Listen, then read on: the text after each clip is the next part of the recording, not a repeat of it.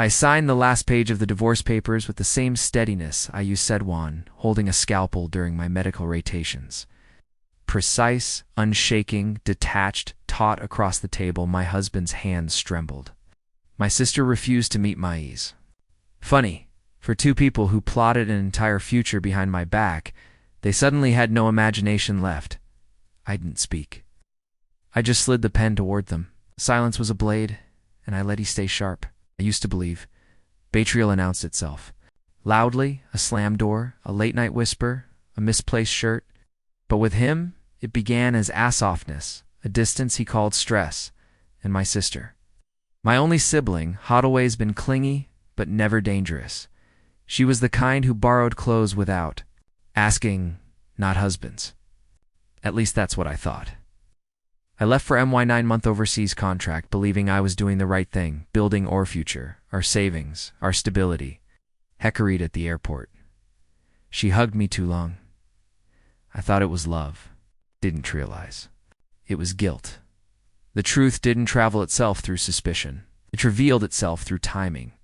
I came home early, 2 days earlier than he expected. To surprise him for our anniversary, I rehearsed the moment on this plane, imagining his face when he saw me. But imagination never comprehended a reality, because the first face I saw wasn't his. It was A newborn's, who looked up the driveway carrying a baby seat, humming under his breath. At first I thought he'd found Thanabor's kid doing one of his nice guy errands, but then he saw me. He smiled at mid-note, and the baby cried as if sensing. The break in the air. I didn't try. I didn't even move. I just asked, "Whose child is that?" Had an answer.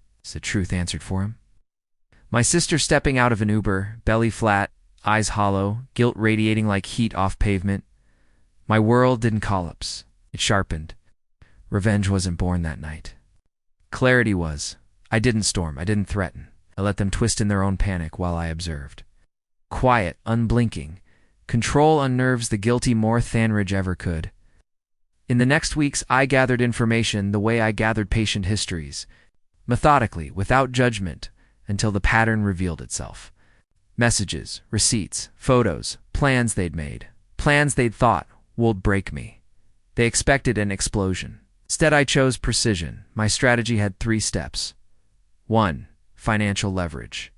Everything in our marriage, house, savings, investments, was tied to my income. I froze Theo accounts before he even realized I could. Couldn't touch a cent without my signature, and I didn't signet thing.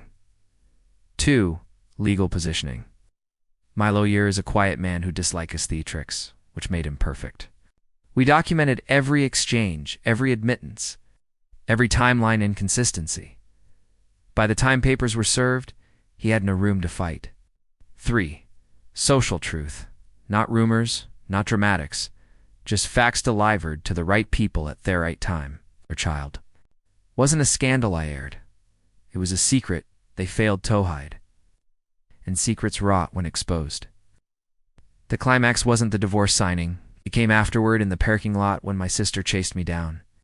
"Can't we fix this?" she pleaded. "We're family." Turned slowly, letting her desperation catch up to her. "Family," I repeated. "You used my absence as opportunity." Her voice cracked. "I thought he didn't want you anymore, and you believed that made it your turn." She flinched.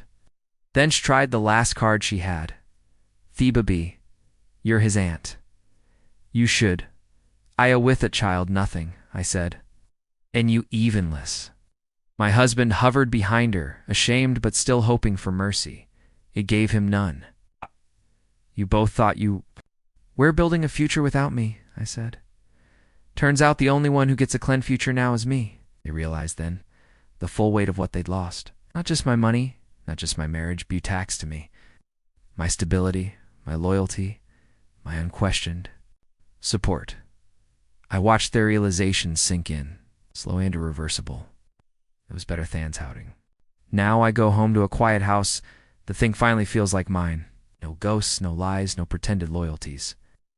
My sister wants reconciliation. My ex wants distance from her. I want neither, Beck, because I learned something in third cage. Blood isn't a blessing. Marriage isn't a guarantee. And betrayal isn't the end. Not if you decide you're one who writes the final chapter, and I did with clean hands and a steady pen.